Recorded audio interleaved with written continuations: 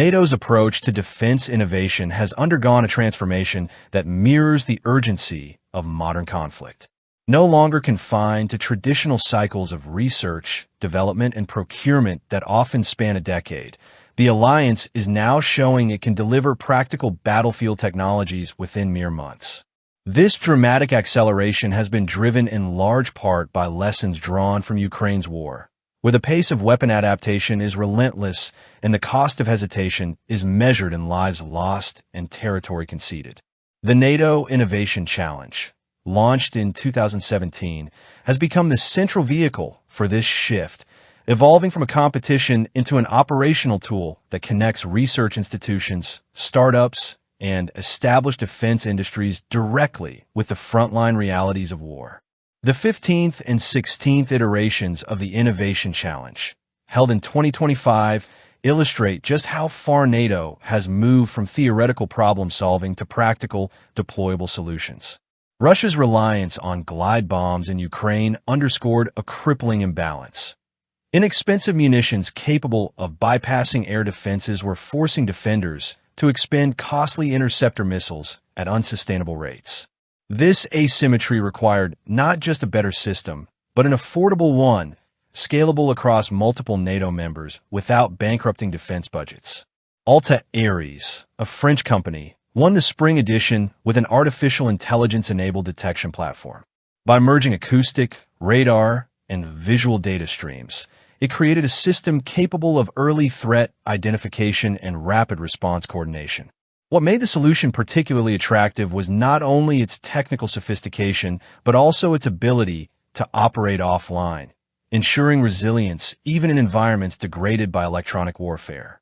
Prototypes were pushed into testing in France within weeks, with Ukrainian observers invited to validate its battlefield relevance.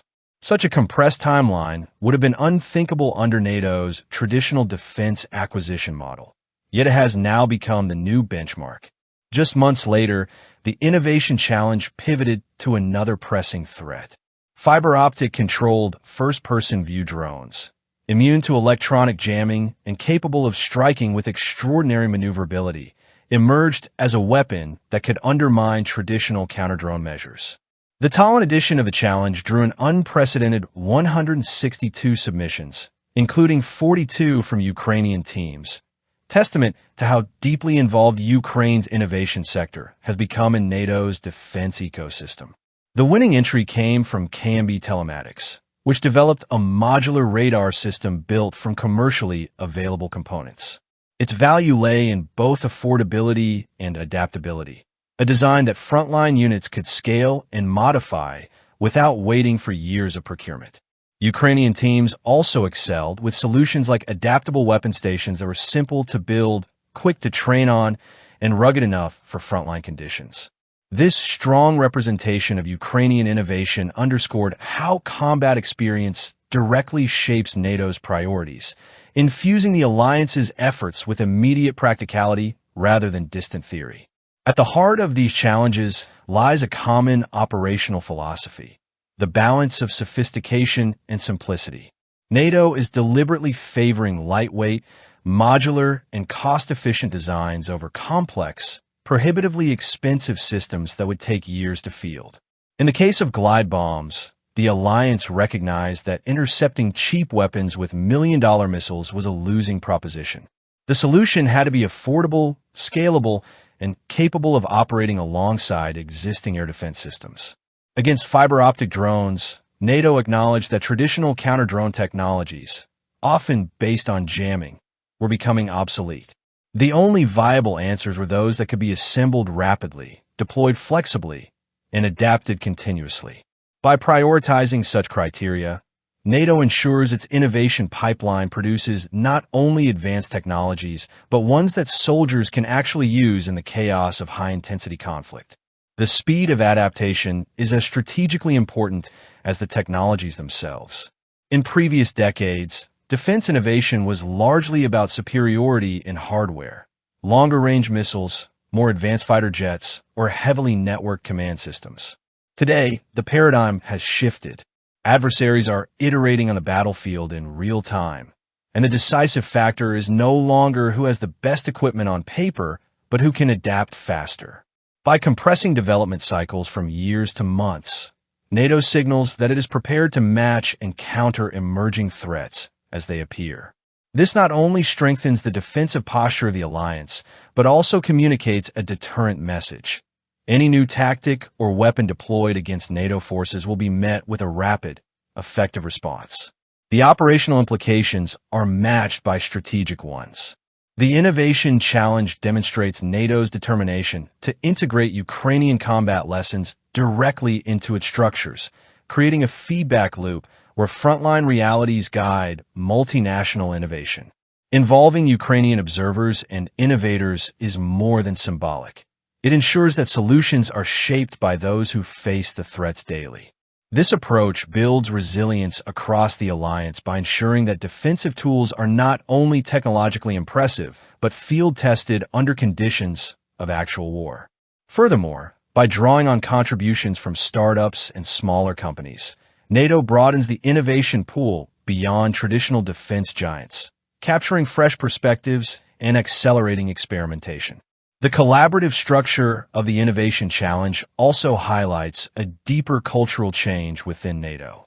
Innovation is no longer siloed within individual nations or long procurement agencies, but coordinated across allied command transformation, JTEC, national defense ministries, and Ukrainian partners. This collective framework ensures interoperability from the outset, avoiding the traditional pitfalls of fragmented national solutions. When prototypes move to testing, they're already designed with multinational integration in mind, making them easier to field across multiple forces simultaneously. Such an approach not only saves time, but also guarantees that solutions can be scaled rapidly to meet alliance-wide needs. There's also a broader narrative at play. NATO is demonstrating that resilience in modern warfare is defined not solely by technological dominance, but by adaptability. The ability to innovate at speed, to transform combat lessons into deployable systems within months, becomes a form of strategic deterrence in itself. An adversary may introduce a new weapon or tactic, but the knowledge that NATO can respond in real time undermines the advantage. This shift reduces the incentive for adversaries to pursue asymmetric strategies reliant on surprise or cost imbalance, as those advantages will be neutralized quickly. By the end of 2025, some of the technologies born from the 15th and 16th Innovation Challenges are expected to transition from prototypes into operational deployment. This timeline, shrinking from the traditional decade-long process to less than a year, marks a watershed moment in defense acquisition. It shows that NATO has internalized the lesson that modern war does not wait for bureaucracy. Instead, it rewards those who can pivot quickly, scale effectively, and integrate innovation seamlessly into existing structures. For Ukraine, this means that lessons paid for in blood are being translated into tools that strengthen defenses not only for itself, but for the entire alliance. For NATO, it marks the emergence of a new model of collective defense, one that is dynamic, flexible, and firmly grounded in operational reality. The NATO Innovation Challenge, then, is no longer just a competition or a showcase of creative ideas. It has become an operational enabler, a structural innovation pipeline that connects frontline needs to industrial and technological solutions. It represents a new way of thinking about defense, one where speed, adaptability, and multinational cooperation are the decisive factors. As these innovations move into the field, NATO is proving that its strength lies not only in its arsenal, but in its capacity to evolve faster than the threats it faces.